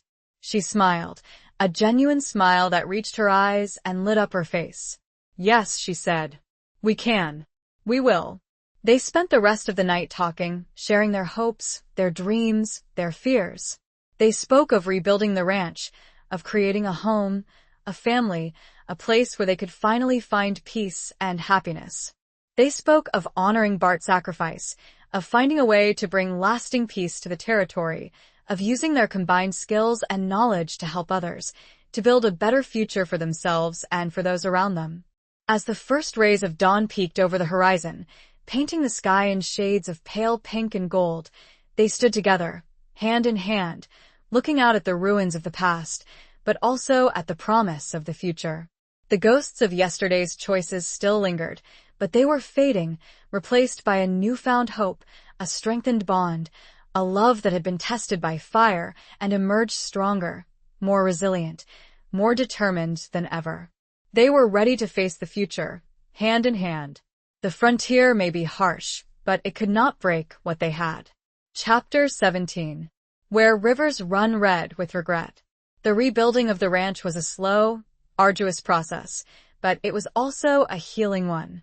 Every nail hammered, every board replaced, every fence mended was a step towards a new beginning, a tangible symbol of their resilience, their determination to create a future out of the ashes of the past. Cass and Winnie worked side by side, their hands calloused, their bodies aching, but their spirits lifted by the shared purpose, the growing sense of hope that permeated the air. The ranch hands, inspired by their leadership, their unwavering commitment, worked tirelessly, their loyalty solidified by the shared trauma, the shared victory, the shared dream of a better future. Winnie, using her organizational skills and her innate compassion, transformed the makeshift camp into a thriving community. She established a schoolhouse, fulfilling her long-held dream of teaching, sharing her knowledge with the children of the ranch hands and the nearby homesteaders. She created a small infirmary, tending to the sick and injured, using her newfound medical skills to provide care and comfort. Cass, using his connections and his reputation, worked to establish peace in the territory. He reached out to the remaining members of the Blackwood gang, offering them amnesty, a chance to start anew, to work on the ranch, to become productive members of the community. Some accepted, grateful for the opportunity to escape the cycle of violence and revenge. Others refused, clinging to their outlaw ways, disappearing into the shadows, destined to meet their fate at the hands of the law or at the hands of other outlaws. He also worked with the federal marshal, providing information, assisting in the apprehension of corrupt officials, helping to bring justice to a lawless land. He used his gambling skills, his knowledge of the underworld, to infiltrate criminal organizations, to expose their crimes, to bring them to justice. But the past, as they had learned, was not so easily buried. The memories of Silas Blackwood, of Bart's sacrifice, of the violence they had endured, still haunted them, casting shadows on their newfound happiness. One day, while riding along the creek that bordered the ranch, Cass and Winnie came across a small, overgrown cemetery, a forgotten resting place for the victims of the long-standing feud between the Tates and the Blackwoods. They dismounted, their horses grazing peacefully nearby, and walked among the weathered tombstones, reading the names, the dates, the brief epitaphs that marked the lives and deaths of those who had been caught in the crossfire of hatred and revenge. They found the grave of Cass's wife, a simple wooden cross bearing her name, Eliza, and the date of her death. Cass stood there for a long moment, his eyes filled with pain and regret, his hand gently tracing the weathered wood. "I failed her," he said, his voice low and rough. "I couldn't protect her. I let my anger, my desire for revenge, consume me. And she paid the price." Winnie placed a comforting hand on his arm, her heart aching for his loss, for the guilt that still haunted him. "She wouldn't want you to blame yourself, Cass," she said. "She would want you to live, to be happy, to find peace." He looked at her, his eyes searching hers. "Can I?" he asked. "Can I ever truly be free from the past?" She nodded, her gaze filled with love and understanding. "Yes," she said. "We both can. We can't change what happened, but we can learn from it. We can choose a different path. We can build a future based on love, on forgiveness, on hope. They spent the rest of the afternoon clearing the overgrown weeds, cleaning the tombstones, placing wildflowers on the graves, honoring the memory of those who had been lost, acknowledging the painful past, but also looking towards a brighter future. As the sun began to set, casting long shadows across the valley, they stood together. Chapter 18. The Gamble for Redemption. The news arrived like a sudden summer storm, swift, unexpected, and laden with the potential for both destruction and renewal. A letter, delivered by a weary rider, bore the official seal of the territorial governor. It was a summons, a request for Cass Tate's presence in the capital, to testify before a special commission investigating corruption and violence in the region. Cass read the letter aloud, his voice calm, but Winnie detected the underlying tension, the flicker of apprehension in his eyes. The commission was a double-edged sword. It offered a chance to finally bring lasting peace to the territory, to expose the network of corrupt officials and outlaws who had thrived on chaos and bloodshed. But it also carried significant risks. Cass would be facing powerful enemies, men who would stop at nothing to protect their interests, their secrets, their ill-gotten gains. "They want me to name names," Cass said, his gaze meeting Winnie's. "To reveal everything I know about the Blackwood gang, about the sheriff, about everyone." Winnie understood the implications. Cass's testimony could dismantle the entire structure of power in the territory, bringing down not only outlaws but also respected businessmen, politicians, even law enforcement officials. It was a gamble, a high-stakes game with the potential for enormous reward, but also for devastating consequences. "It's dangerous, Cass," she said, her voice filled with concern. "They'll try to silence you. They'll try to—" He interrupted her, his hand gently touching her cheek. "I know," he said. "But it's the right thing to do. It's the only way to truly end this, to build a future free from fear, from violence, from the past." He was right, of course. She knew it in her heart. But the fear for his safety, for their future together, was a heavy weight in her chest. "I'll go with you," she said, her voice firm, resolute. "I won't let you face this alone." Cass smiled, a grateful smile that reached his eyes and softened the harsh lines of his face. "I wouldn't expect anything less," he said. "But it won't be easy, Winnie. They'll try to discredit you, to use you against me. They'll dig up your past, my past, anything they can find to break us." She nodded, her chin held high, refusing to be intimidated. "Let them try," she said. "Our past is no secret. We've faced it, we've overcome it, and we're stronger for it." The journey to the capital was long and arduous, filled with a quiet anticipation, a sense of impending confrontation. They traveled with a small escort of trusted ranch hands, their eyes constantly scanning the horizon, their hands never far from their guns. As they approached the capital, a bustling town filled with a mix of hopeful settlers, ambitious entrepreneurs, and opportunistic criminals, Winnie felt a growing sense of unease. The atmosphere was thick with tension, with whispers of conspiracy, with the undercurrent of violence that always seemed to lurk beneath the surface of frontier life. They were met by the federal marshal, a stern, imposing man named Elias Thorne, who had been instrumental in Cass's plan to bring down the Blackwood gang. Thorne welcomed them, but his eyes held a warning, a recognition of the dangers that lay ahead. "You've made some powerful enemies, Tate," Thorne said. "They won't let you testify without a fight." Cass nodded, his expression grim. "I'm ready for them," he said. The commission hearing was held in the grand ballroom of the town's largest hotel, a space filled with a curious mix of spectators, journalists, government officials, and the very men Cass was about to expose.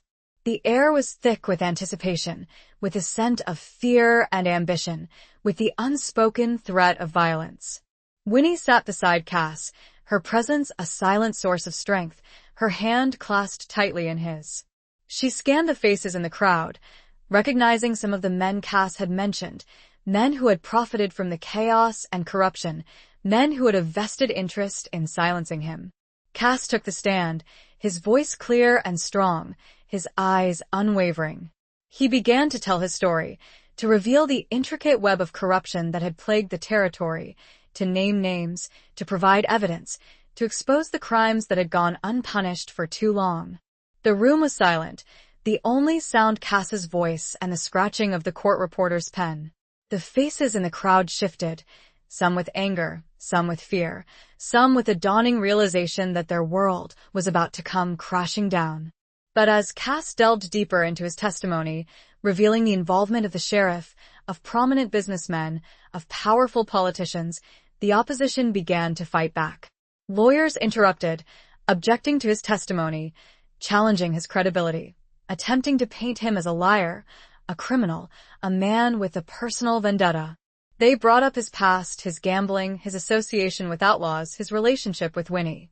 They tried to portray her as a manipulative woman, a former prostitute, a woman who had used her wiles to ensnare him, to control him, to betray him. Winnie felt a surge of anger, of indignation, but she held her head high, refusing to be shamed, refusing to be intimidated.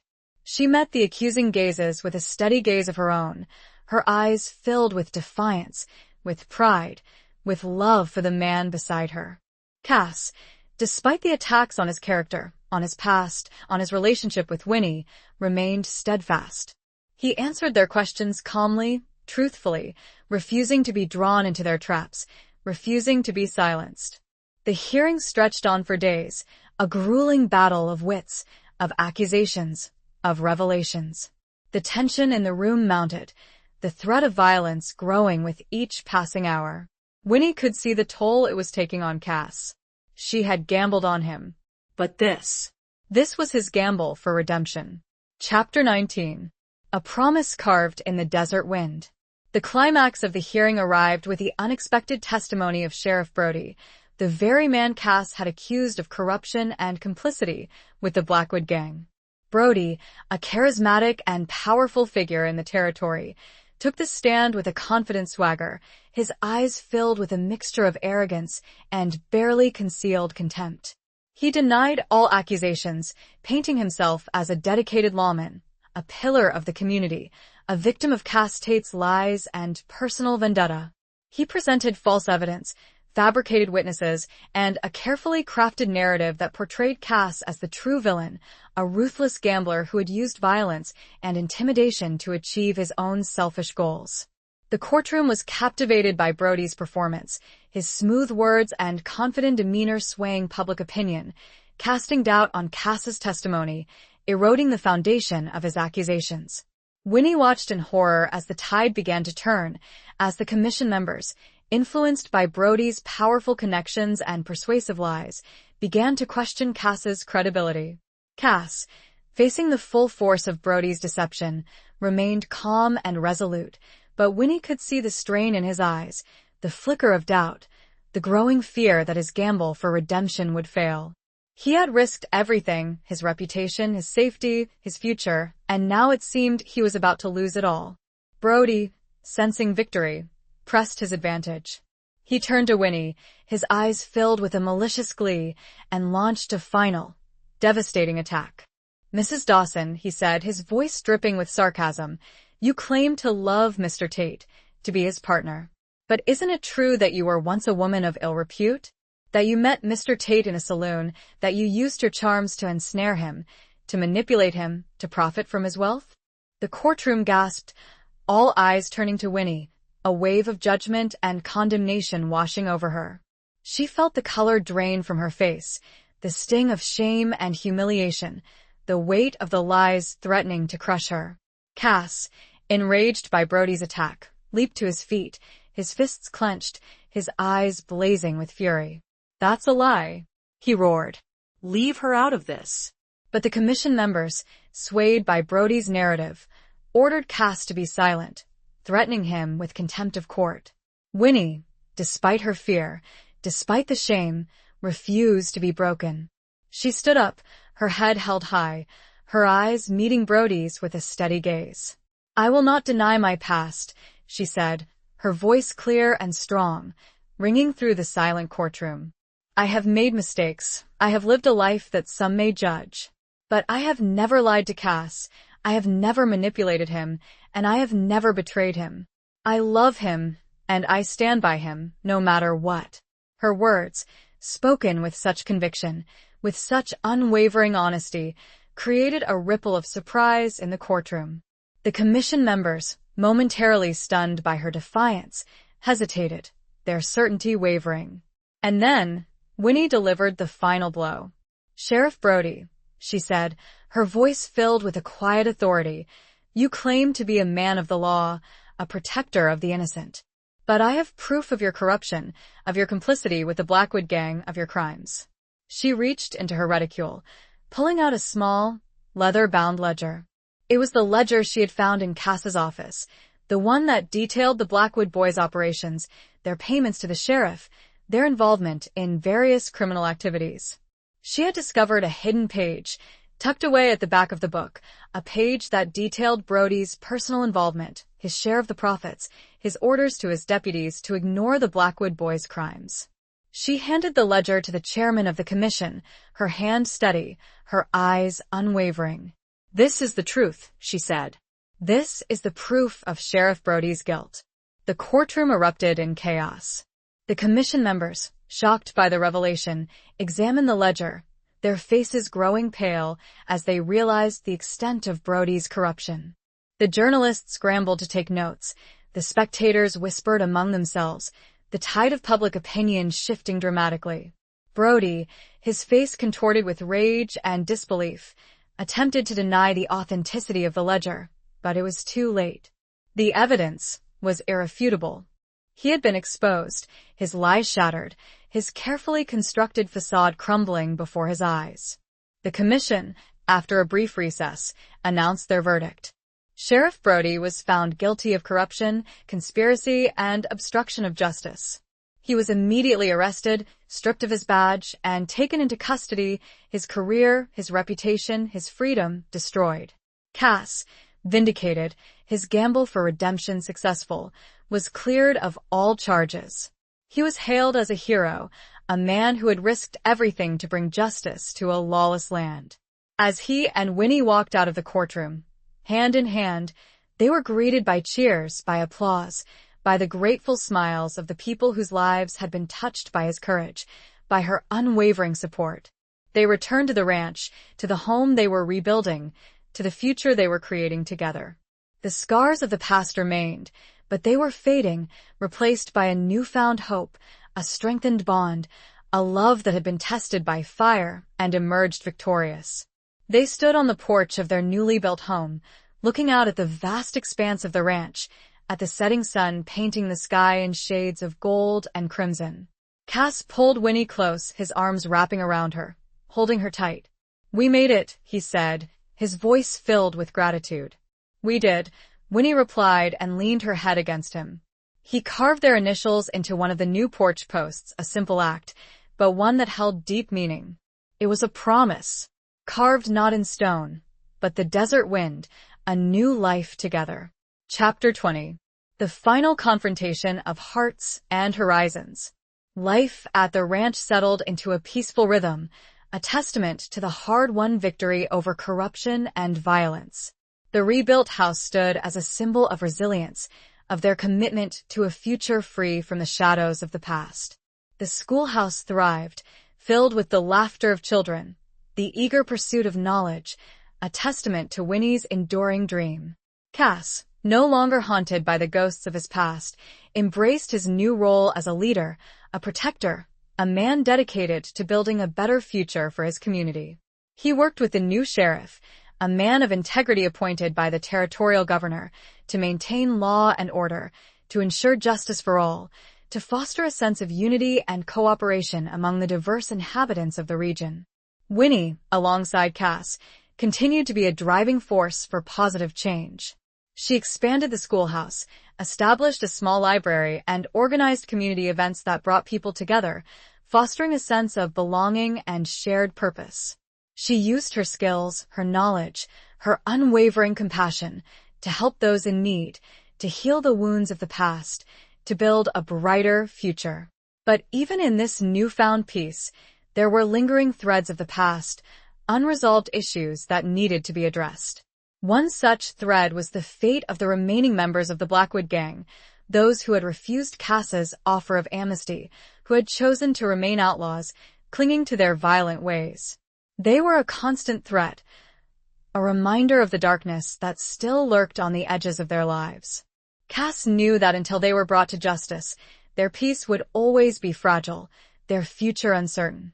One day, a scout arrived at the ranch, bearing news that the remnants of the Blackwood gang had been spotted in a nearby canyon, planning a raid on a neighboring settlement.